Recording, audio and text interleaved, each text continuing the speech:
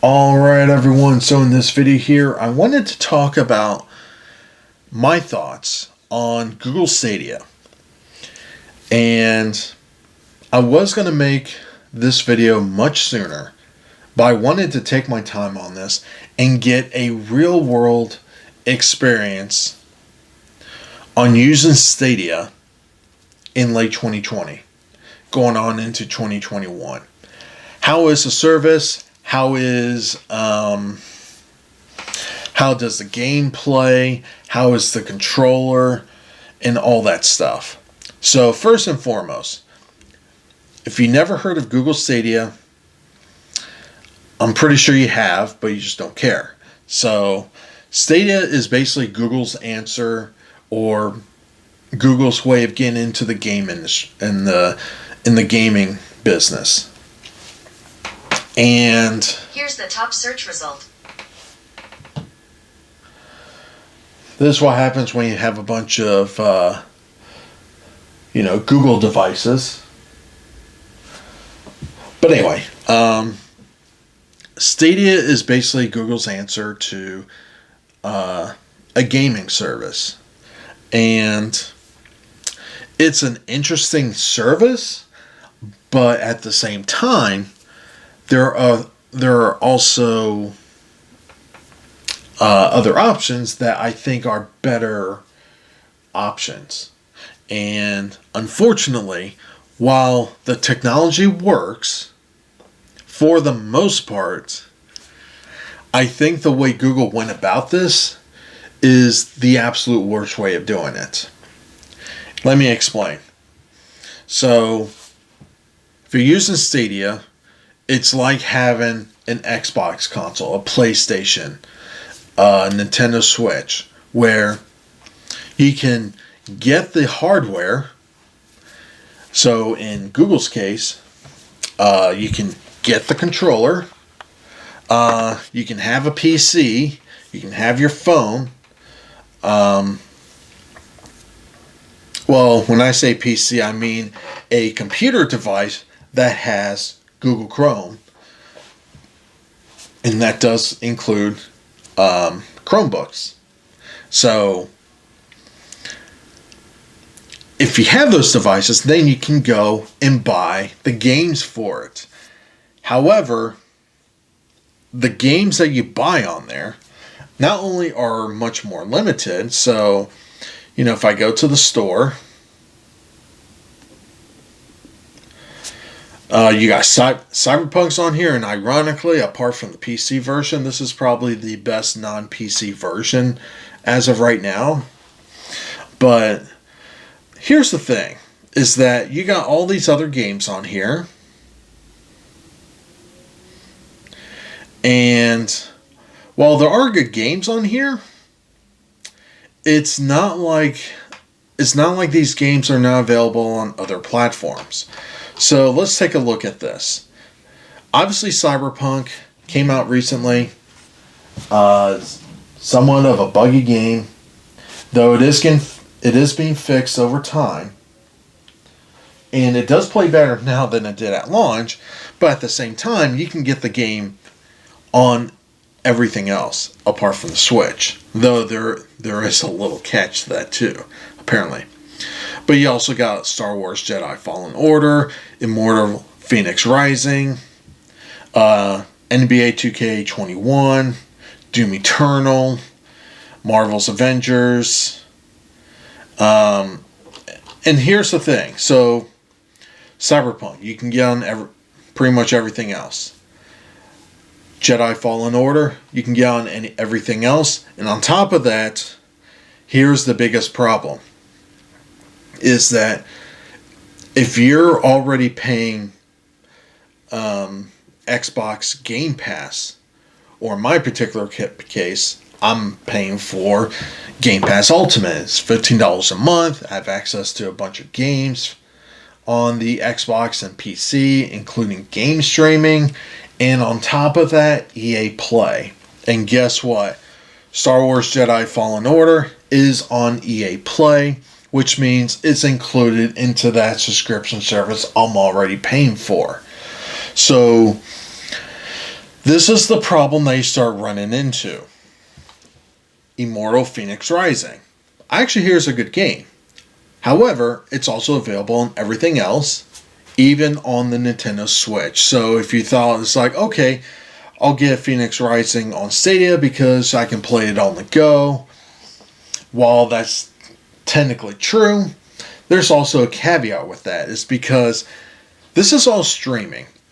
And depending on your internet service provider, depending on what phone provider you're using for your cell phone, you might not even be able to even use this service because Stadia requires so much data, so much bandwidth, that if you're using this on your mobile device and say you're not on an unlimited plan, you're going to be blowing your entire month of data in an afternoon. I'm not even kidding. And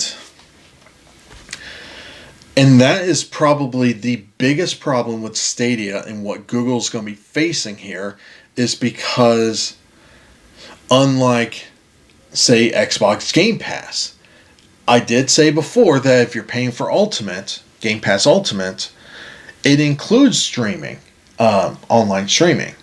But if you have a computer, if you have an Xbox, you can still install the games onto the local hardware. And that is one of the biggest problems with Stadia, is while the technology behind it is really cool, and for the most part, apart from every once in a while it'll just be some hiccups with the connection, because unlike, say, if you're watching the video on Netflix or on YouTube, there is a buffer, which means it's downloading extra data and saving it locally to be played on your device, so that way there's no skipping. Obviously, that does not work when it comes to game streaming because it has to be done in real time. So you're obviously going to be getting some hiccups, some cutouts, and visual quality issues. So it's not entirely perfect or anything, but at the same time, it works mostly well. And another problem with this too is, well, the prices on these things. So right now you can pay $60 for Cyberpunk. If I go to Best Buy, they actually have the game for $10 cheaper on PlayStation and Xbox. Now I know Cyberpunk is probably not the best example to use here, but here's the thing. Star Wars Jedi Fallen Order, $23.99 on Stadia. Well, if you're paying for Xbox Game Pass Ultimate, that also includes, guess what? EA Play, which means this game is actually on EA Play. Immortal Phoenix Rising, that's on everything else, including the Switch. So there's a lot of arguments that can be made on why you shouldn't be buying stuff through Stadia. It's because of this. Now, say for example, you don't really care about the prices, you just want to buy the games and that's it. Here's another problem, and that is you don't have to pay a monthly subscription for Stadia Pro on this thing. You can just stay on the base free model and just buy the games. However, you are only going to be limited to 1080p in stereo. Whereas if you pay $10 a month for Stadia Pro, that enables you to have 4K streaming, HDR, and surround sound. So, in other words, you can literally buy a PlayStation 5 or an Xbox Series X for $500 each, and you don't have to worry about paying a $10 a month subscription service. In fact, you can buy the console, say, in this case, an Xbox Series X, and pay the $15 a month for Game Pass Ultimate, and it's actually going to be cheaper in the long run, because guess what? You're going to have so many games that you can choose from. You don't have to worry about data caps, and you don't have to worry about streaming over the internet or anything like that. And if you want to do streaming, guess what? The $15 a month with Game Pass Ultimate also includes game streaming. So a service like this is pretty irrelevant. And that's the biggest problem with Stadia, is that it's not like the games are bad or anything. There's actually a lot of high quality games on here. Unfortunately, the proposition of supporting a service like this just doesn't make any sense. There are other options out there, and cheaper options, more valuable options out there than Stadia. And while you can get the controller, you don't have to use the controller either. Say like if you're playing Stadia on your computer, well, you can use the Stadia controller, you can use your keyboard and mice, you can use an Xbox controller, you can use a PlayStation controller. It doesn't matter. So yeah, I mean, I can connect this controller. So if I turn this on,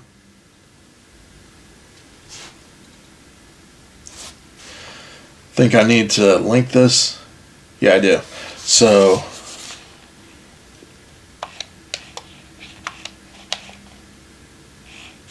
all right, it's connecting. And I'm going to get a prompt, which I just did, that says controller linked. And the battery life on this is like half full. And by the way, this controller, I've tried the Xbox controller, and I had a DualShock 4 controller lying around. I tested it out too. I'm going to be completely honest. In terms of latency, I couldn't tell the difference. I couldn't tell the difference when it comes to input lag or anything like that. So let me go ahead and load up Guilt here, just to show you how this game looks real quick. And of course, depending on the game, oh, here's another thing, and that is because it's streaming, guess what? Depending on what kind of monitor you're using, you're not necessarily going to be taking advantage of the screen real estate. So yeah, here's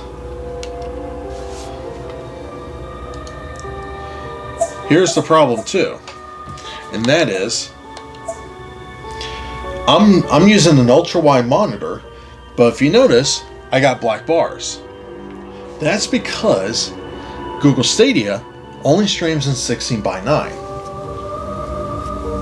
So unlike a PC game that you actually install on your computer, most games have options to change the resolution, so you could actually use up your entire screen real estate. So let's continue. And the load time, at least the load time with this, actually the load times on other games too that I've tested it on, isn't really all that bad. But the problem with this is that, you know, when I'm playing this, a couple of things I notice What was I expecting? is that, grab that. One of the problems I have with this service too is this kind of game, for example, this is one of these games that I think if this was actually being played on an actual piece of hardware directly connected to your television would look really, really nice. I'm not saying this is an ugly game or anything, but this is one of these games too that, because it's streaming, you do lose a little bit of that quality in the graphics too. So it's not going to look as sharp, it's not going to look as crisp, And of course, because you're streaming over the internet, sometimes the internet can go haywire and you get little glitches and blockiness going on. So whatever benefits that you might get for streaming a game, that you don't have to install the game locally on your computer or anything like that, you kind of lose it because of the other shortcomings. And with other services out there like GeForce Now, that you can link other services like your Steam account to it, and any games that supports it, you can just stream on there. And they also have a free version. So realistically, if the games you're looking on Stadia is available on Steam, I would actually say buy the games on Steam. And if it does support, say, NVIDIA's GeForce Now streaming service, just use that and you'll get the same results. So that's my problem with Stadia, is that there are other options out there that makes more sense, and in ways cheaper too. So that's my thoughts on Stadia. The technology behind it is really cool. The controller is not that bad. It is comfortable. It is more in line with like a PlayStation controller. But the fact that this controller only supports Wi-Fi, or you can also hardwire it with the USB-C connection to, say, like your computer or your phone for a direct connection, but there's no Bluetooth. Well, technically there is Bluetooth in here. It's just, it's disabled because of Google. So that's my thoughts on Stadia. There are better options out there, more compelling options out there, and I think the way Google went about this, while the technology is really good, the business model of Stadia makes absolutely no sense. Anyway, that's it. Like always, have a good one. Leave those comments down below. Like this video, share this video, subscribe if you're not a subscriber. If you do subscribe, hit that red icon with the bell so you get notified. And like always, have a good one. How was your game session? It was excellent.